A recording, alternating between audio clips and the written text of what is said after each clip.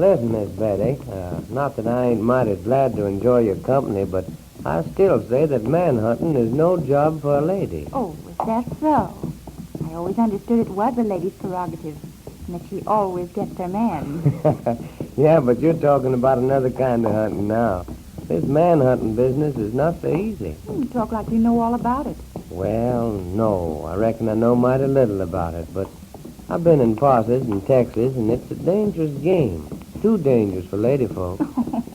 You seem to think women are so helpless. Well, they're a lot safer at home than on a manhunt. But we're really not on a manhunt this morning, are we? Well, no, not exactly. I'm just trying to satisfy my curiosity. If I thought there was a chance of meeting a black ghost out here, I sure wouldn't bring you along, and I wouldn't come by myself either. I'm plumb scared of that fella. Guess I'm just a kind of a coward. Yes, I noticed you were scared stiff last night when someone took that shot at you. Larry, who do you think that was? Why, I don't know. I couldn't tell at all. It was too dark to see. You haven't any suspicions? No, and I ain't aiming to find out. I ain't looking for no trouble, Betty. I'm just a peace-loving fool from Texas, just roaming around trying to find a land of milk and honey, where there ain't no disappearing ghosts that carry sudden death in each hand. And I suppose when you find this land of milk and honey, you'll settle down to ranch life. Yes, ma'am. I hope to do just that someday. And then there must be a girl. Well, yes, there is, but she don't know about my plans yet. A Texas girl, huh? No, ma'am. Them Texas girls know me too well. I never would be able to fool one of them into marrying a Ronnie like me. Oh, you haven't even asked the girl yet?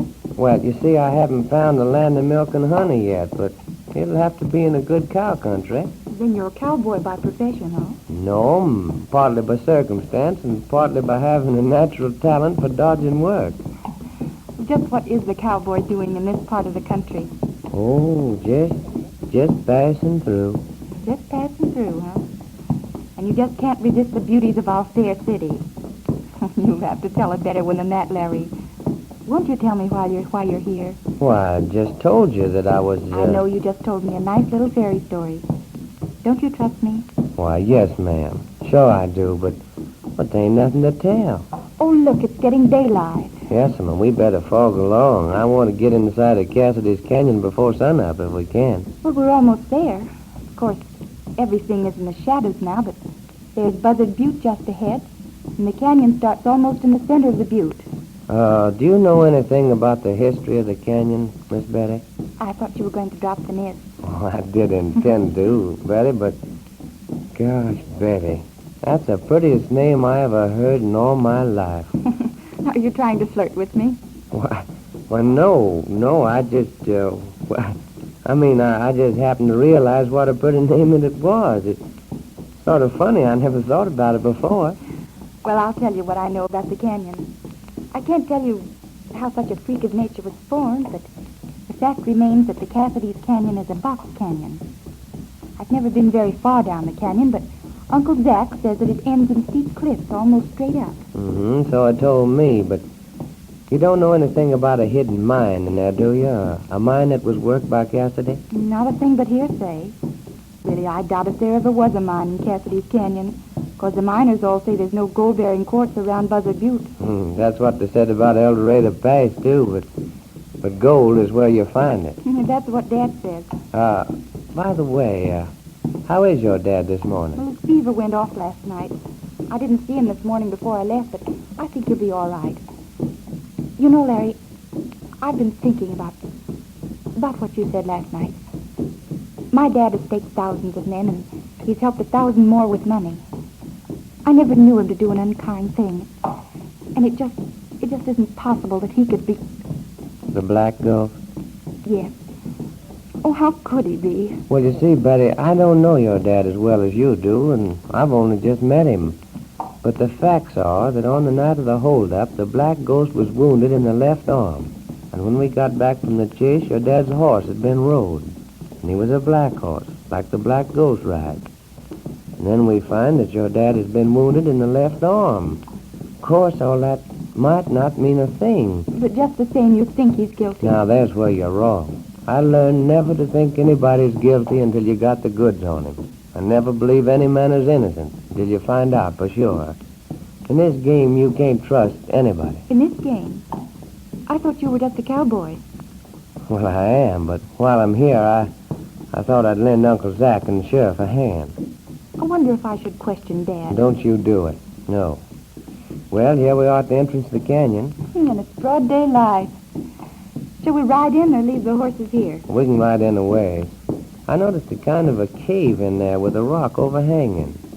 Might be a good place to leave the horses, and we could walk the rest of the way. Why not ride them all the way down? Yes, and we could, but I want a chance to examine the walls of the canyon, and I don't want to miss 1 inch of it. Old man Curiosity himself. Yes, ma'am. I reckon curiosity's going to be the death of me yet. Is this the place you want to leave the horses? Let me see. Yes, ma'am, this is it. Oh, boy. Oh, wait just a minute and I'll help you down. There you are. Thanks. You wait here and I'll take the horses in.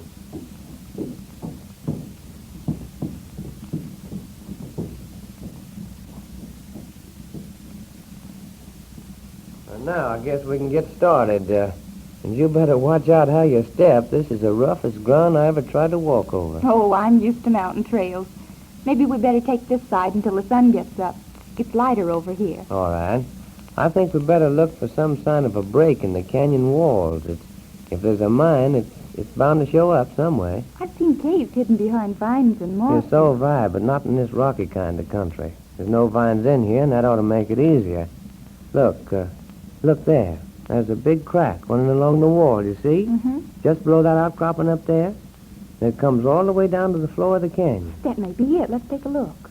Look out for all that slag. Some of it's as sharp as blades. Oh. Now look over. Ouch! What's the matter? Are you hurt? Oh, gosh, I'm sorry. No, it's just my ankle. It'll be all right in a minute. It does hurt. Look, your knee's bleeding, too. You cut it on a stone. Let's get that boot off. No, you go ahead and examine the wall. I'll take off the boot. Well, I've seen all I want to here anyway. No, there's no hidden mine, just an old crack in the wall. You see where all these fine bits of rock are falling out? Made quite a pile here. Now, if there was an opening that was used, there'd be some sign I hadn't thought of that. I think I'll be all right now. You help me up. Oh, now take it easy. All right, now try it. I'm afraid I can't. Oh, dear, what'll we do? Well, now, how's this? Larry, put me down. You can't carry me like this. I'm heavy. What do you mean you're heavy? Well, this is great. Now, you just relax and we'll go around this bend. I must get a look at it. My, but you're strong. In the body, like a horse. I don't think you're half as dumb as you pretend, Mr. Man. Oh, I'm a lot smarter than I was a little while ago. I learned something. What? Always take ladies walking on rough ground, so you get a break like this. Larry, you're a nice boy. Oh, you betcha. No, I mean it. I could like you a lot. All right. I'll set you down in a minute, and you tell me about it. And I can look over the place, too. See, this canyon makes a bend right here. All right, Larry, you look around. I'm safe enough. That ankle any better? A little. Taking off the boot helped a lot. Oh, you betcha. Well, now, let me see. This pile of rock came from that cave on the rim. There's nothing here, not even a crack in the wall. Maybe we better go on. You can't carry me all this way. Can't I, though? I wouldn't ask for anything better than this. Betty, tell me about how you could like me. Come on, we'll rest a bit. Well, you're different from all the other men I ever met. I just feel like I could like you a lot, that's all. But there's something that holds me back a lot. What's that? Something mysterious. Something I can't define. Well, I don't know, but for one thing, you haven't been telling me the truth. I know you're not just a common cowboy. Well, I hope to tell you I'm not. I'm a darn good cowhand. What they call in Texas a top hand. Larry, you're not a cowhand. Well, Betty, I tell you, I am. You may have been, but why don't you tell me the truth, Larry? Is your name really Larry Brandon? Yes, ma'am. That's my name. Well, tell me, what are you doing here?